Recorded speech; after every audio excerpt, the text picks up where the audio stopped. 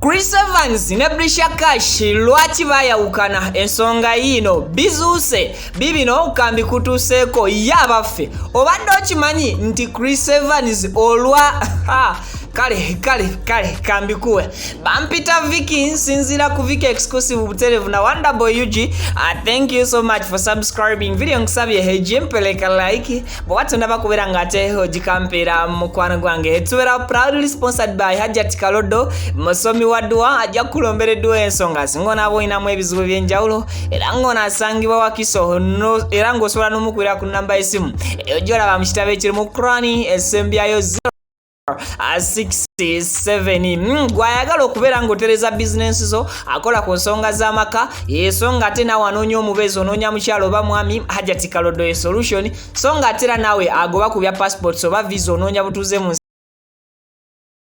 ddala Hajat solution video omaze okuba nga ateeyo jimpelaka like mkwano gwange nzikiriza nkugambe nti nange osobola okunfollowingako ku Facebook page yange okosako nkomazo Brisha Cash mwagaka wano n'ogwekito ne mwana mulenzi Chris Evans Kawesi era nga bano beeyisamuko okumala weeks ezaali zikunukiriza mu 3 naye ekyasinga okubeera nga kibaawula paka n'olunaku olwaleero wali ozekaawo n'okyebuuza oba bwe wakyebuuza wafuna ansa yaakyo kakati n'olunaku olwaleero nkuleetedde ensonga eyayawula Chris Evans ne mwana muwala Brisha Cash kyova olabanga ne content wa Brisha ennaku zino yakyuka okuva lweyava by the way ebintu bya Brisha biwanvu muko byava kwoli gwe mwamanya ne bidda mwawo nga Brisha atandise n'okukyusa type ya content gwakola then natuuka nasisinkana omwami ono oba omuvubuka ono oba omuyimbi ono oba celebrity ono Chris Evans Kawesi munange bwe basisinkana nga bakola videos nga abantu basooka bagamba yi Chris Evans osazeewo Brisha Cash osooka omutwalo omulagabe ewammwe munange Chris Evans ebyo nga vaya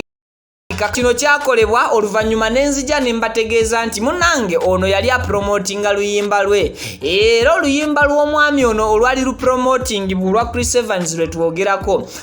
lwatwala akabanga nga buli budde abeera ne Brisha Cash lwansonga nti yali asinga kumwagalako ekyo ekyokubeera nti oba oli awo amupromotingirako oluyimba promoting eno yali etya nti Brisha buli yali akolanga oluyimba lwa Chris lwe yali akoleranga mu luyimba lwa Chris Evans akyaleeteranga abantu bangi okugenda ne bachallenginga Brisha Cash mu luyimba olwo lwennyini lwabeera yakoze eki lwabeera yachallenginze lwaba ya futurinzeemu nterezeza ebigambo so kino kyasooka abantu ne bakibuusabuusa ne bagamba nti Chris Evans teyazze kukozesa Brisha lwaki kozi balabanga videos ezimu nga Chris Evans ne Brisha bwe baba bazikola tebateekamu music wa Chris Evans kale nekyo ne kijja ne kirowoozesa abantu nti oba oli awo tekuli yeyambisa munne bali mu mukwano ogwa ddala oluvannyuma ekinyuzi w'ekiviira ddala Brisha Cash aseparating ne Chris Evans mujjukira ku lunaku olwa Easter omwaka guno bemba mujjukira olunaku olwa Easter lwe lunaku Chris Evans ne mwana muwala Brisha Cash lwe basembayo ndowooza oba oli awo kubanga bakkaanya oba okutegeeragana okwaki okwa kamera okw'omu buntu sijja kukulimba naye okwa kamera kyajja lwakubeera nti mwana muwala ono Brisha Cash yagenda n'akola show yategeka event bwagitegeka event yagitegekera na mu kifo kya Shiba Kalungi Red Terrace mugimanyi bulungi abasinga so bwamaliriza ng'ayita abantu bangi era abambi mwe bali mwena abagenda okuwagira kaana kawala kano oba mwana muwala ono Brisha Cash abambi mwamulaga omukwano kati mu oluvannyuma lw'okubanga baamulaga omukwano abantu bangi ba tiktokers era nga n'abamu ku bayimbi be yasemba okubeererawo nga teyababeererawo mu ntandikwa naye at least shonga enaatera okubeerawo yagenda n'abeera nga ababeererawo mwe mwali omwana mulenzi Chris Giovanni Luzinda. Era abayimbi abasinga okulabika ennyo ku event ya oba ku show ya Brisha Cash yali mwami Giovanni Luzinda. Wabula ekyasinga okunyiiza abantu kwe kubeera ng'omuntu abadde pretendinga oba omuntu abadde alaga abantu nti ayagala Brisha Cash, Chris Evans Kaweesi, nti tasobodde kubeera ku mukolo guno. Ng'ate n'abantu tebategedde watuufu wa Chris Evans wa performance ku lunaku olwo. Ate era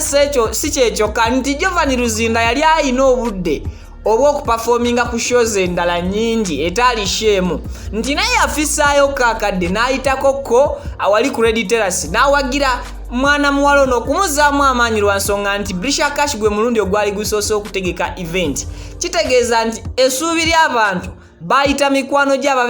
abamubeera ku kidoba ku lusegere yali asuubira okubeera nga balina okubeerawo ate nga nabo appearance yaabwe ku event eyo eyina courage y'amaanyi gyemwongera. So n'olwekyo okuva ku lunaku olwo Brisha Cash teyaddamu kubeera nga ate